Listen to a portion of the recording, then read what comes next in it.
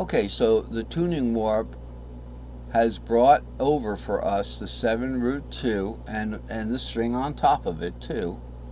So we can play that. So normally, like I say, in the C box it's 5, 6, and then the B is right over for us. Whereas if you did that 5, 6 over here, you'd have to go down a fret. So we know how to play the tuning warp now. We know how to play those strings, but what did it bring over for us? And that's what we're looking at here. And it turns out, in a couple of the cases, let's look at D because it's easier. We start with a D string shape. Okay, now we can't go over as we usually do in the D. With the D, we're gonna need the 7 here, right?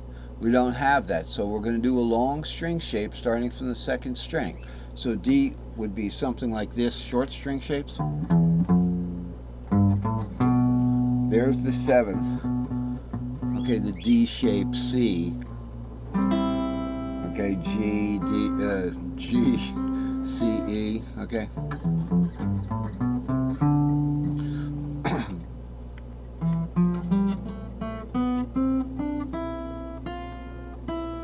Now notice we've got a tripentatonic here. Let's not get into that because we've got to stay on track.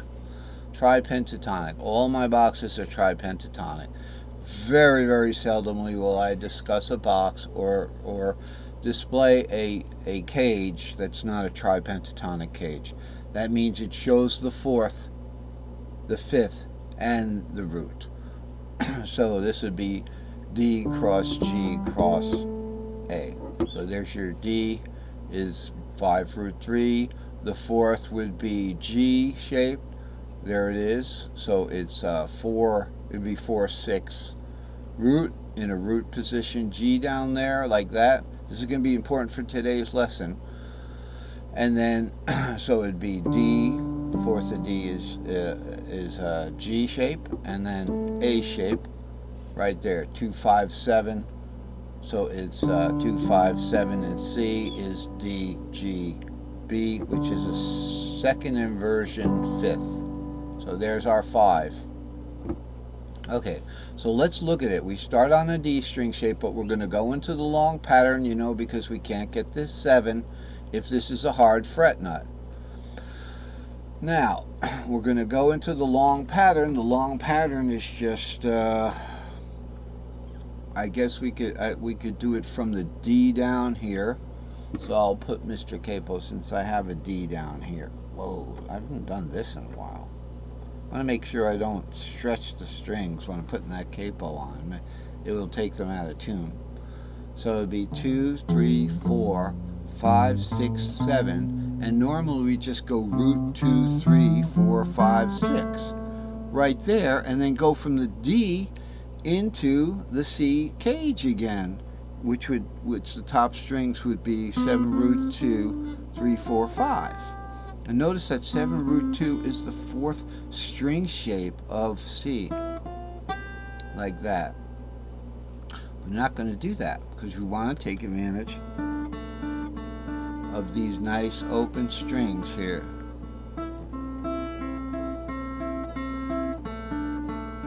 They're kind of in tune. So we're going to cut out of the top of the long pattern and return to the short pattern, but it could be a long pattern up there. We're going to return to the original pattern such that S/T, such that. Used to have a math teacher in grade school. He made a big deal about such that. Of course, he made a little ST.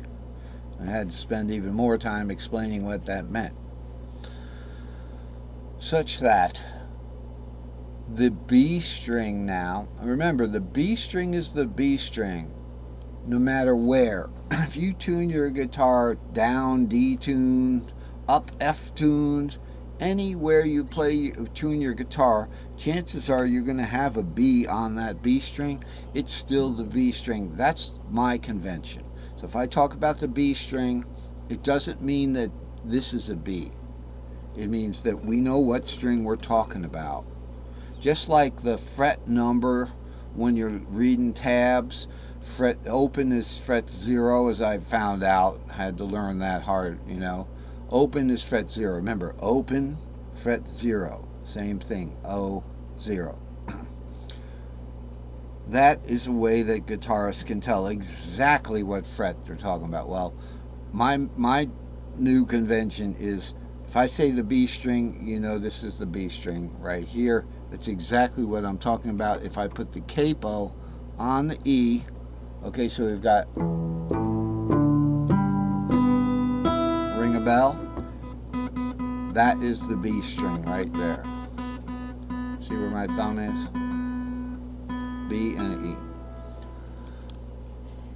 So when we cut out of the long pattern, or any pattern that we cut out of, because with the A shape, long pattern on the bottom here, we're going to cut out of a short pattern and we're going to get to an extra small.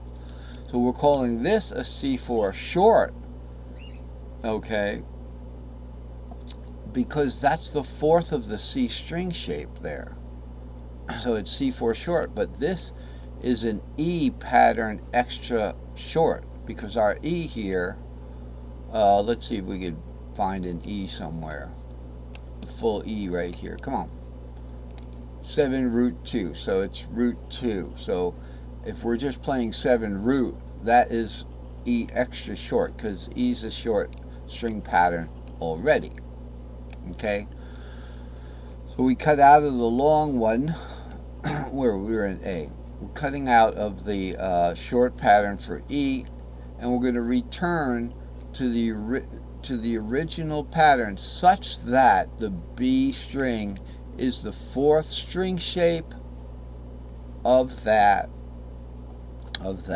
top string. That's how you remember. So we go 5, 6, 7, root 2, 3, 4, 5, 6, 7 root, 2, 3, 4, because it happens to be the fourth string of 5, 6, 7 again. So these two strings are going to be the same. It's a little tricky there, because look at it this way. You've got a partial long pattern there, which you could call an A shape there. You don't have to play the whole thing, which would be an an S1A extra long. Okay, so this D is the fourth of that A. So I made a mistake yesterday.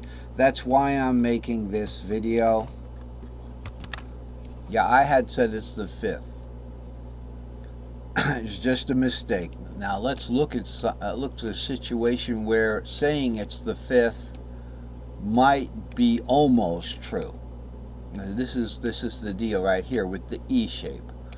Okay, so our normal E shape, let's say we're going to play an E shape. Now everybody knows what an E shape is. Right there, you're playing your big E.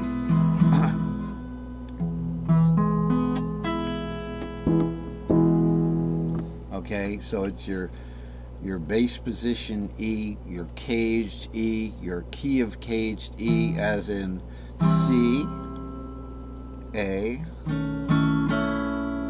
G, E, and D.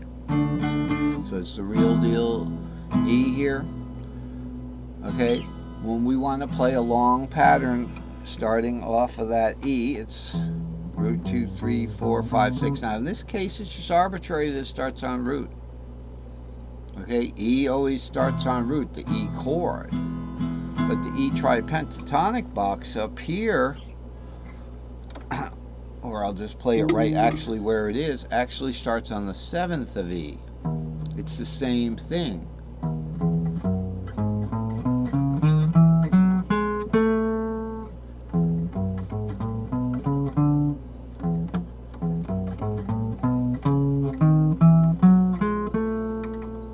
Okay, you see how it sounds the same? Okay, let's do that again. Get it right, Andy. Wake up.